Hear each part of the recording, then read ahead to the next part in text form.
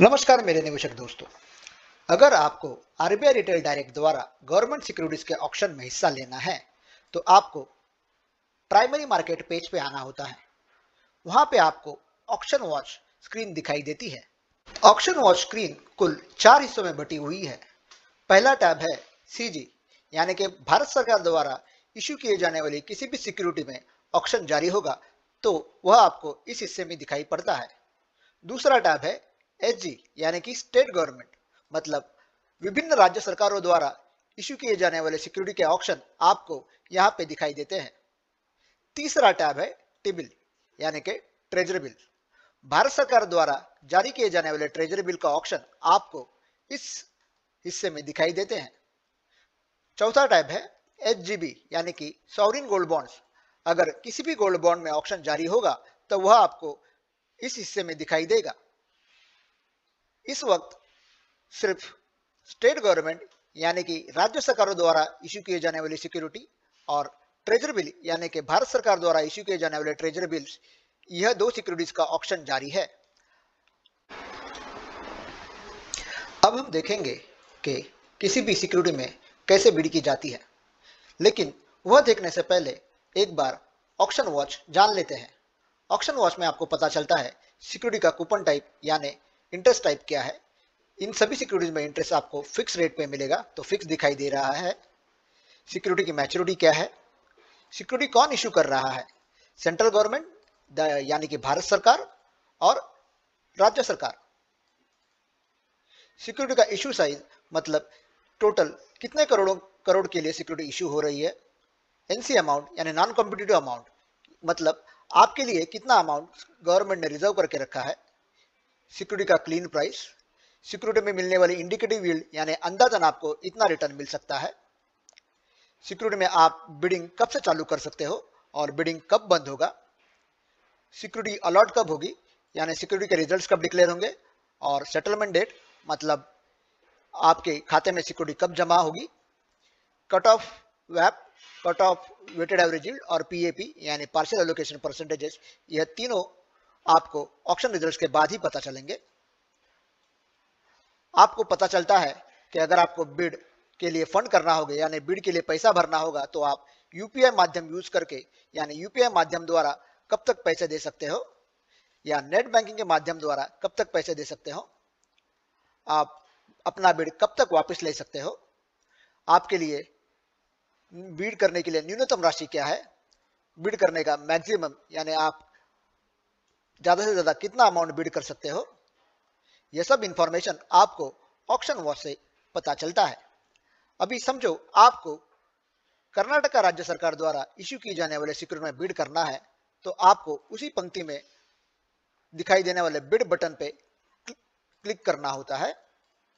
जैसे ही आप वो बिड बटन दबाते हो, नीचे बिड एंट्री फॉर्म में आपको सिक्योरिटी का नाम, सिक्योरिटी का आईएसआईएन और सिक्योरिटी की मैच्योरिटी यानी मियादी तारीख दिखाई देती है। नीचे बिड अमाउंट कॉलम में आपको जिस दर्शनी मूल्य यानी फेस वैल्यू की सिक्योरिटी के लिए बिड करना है वह आप टाइप कर सकते हो।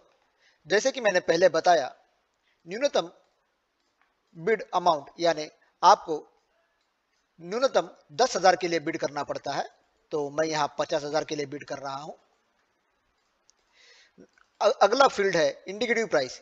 इसका मतलब यह अंदाजन प्राइस है जिस पे स्टेट गवर्नमेंट यानी कि राज्य सरकार आपको सिक्योरिटी इशू कर सकता है। आखिरी वाला कॉलम है indicative settlement amount. Indicative settlement amount आपको यह दर्शाता है कि आपको अंदाजन कितनी कीमत देनी पड़ेगी, कितनी टोटल अमाउंट आपको ऑक्शन के लिए पे करनी पड़ेगी। यह इंडिकेटिव सेटलमेंट अमाउंट बनती है क्लीन कंसिडरेशन यानी bid amount into indicative price यानी दर्शनी मूल्य और सिक्योरिटी का indicative price plus accrued interest, यानी अगर कोई सिक्योरिटी पे कोई जमा ब्याज हो तो वो, प्लस मार्कअप। मार्कअप यानी थोड़ी सी अतिरिक्त धनराशि आपसे ली जाती है, क्योंकि ऑक्शन में क्या कीमत तय होगी यह इस पड़ाव पे पता नहीं होता है। ऑक्शन के परिणाम आने के बाद जो भी अतिरिक्त राशि आपसे ली जाती है वह सिक्योरिटी के ऑक्शन प्राइस के हिसाब से आपको वापस की जाती है।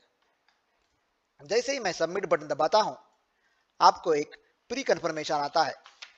इस प्री कंफर्मेशन पे आप अपने बिड एक बार दोबारा चेक कर सकते हो। इस पे आपको सिक्योरिटी के ऑक्शन में, यानी कि सिक्योरिटी के ऑक्शन में आप जिस प्रकार का बिड कर रहे हो वह सब आपको पता चल जाता है।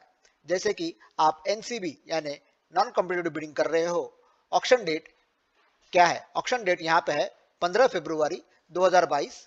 सेटलमेंट डेट मतलब जिस तारीख को आपके आरबीआई डायरेक्ट खाते में सिक्योरिटी जमा की जाएगी वह तारीख। उसके बाद सिक्योरिटी की कैटेगरी, यानी सिक्योरिटी एचजी है मतलब राज्य सरकार इशू कर रही है, या सीजी है ये मतलब भारत सरकार इशू कर रही है, यह आपको दिखाई देता है। कूपन टाइप मतलब सिक्योरिटी पे इंटरेस्ट जो होगा वो फिक्स रेट से आपको दिया जाएगा, या यह फील्ड दर्शाता है।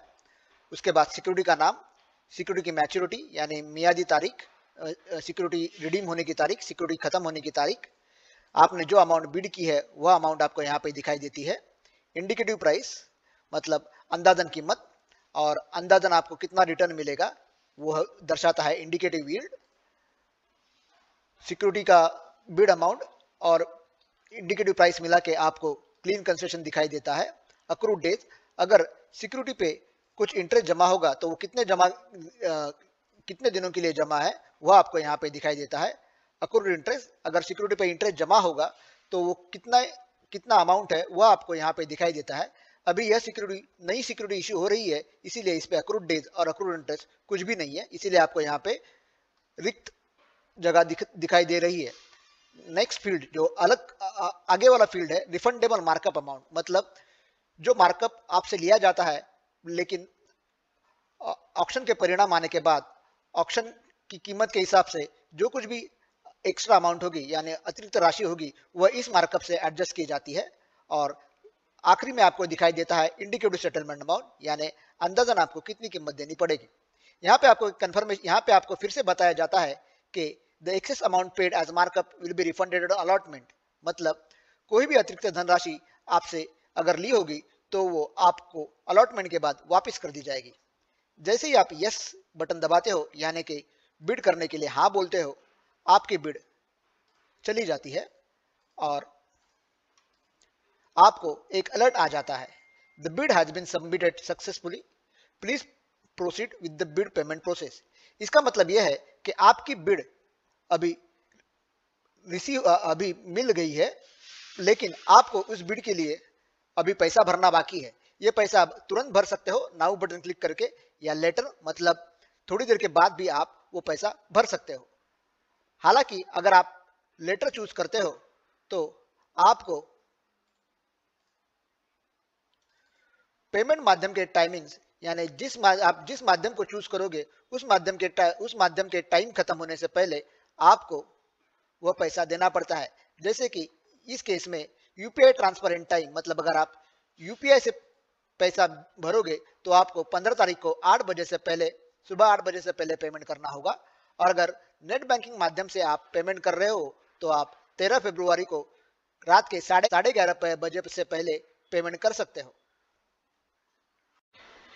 किसी भी बिड के लिए पैसा कैसे भरा जाता है यानी बिड कैसे फंड की जाती है, ये हम अगले वीडियो में देखेंगे।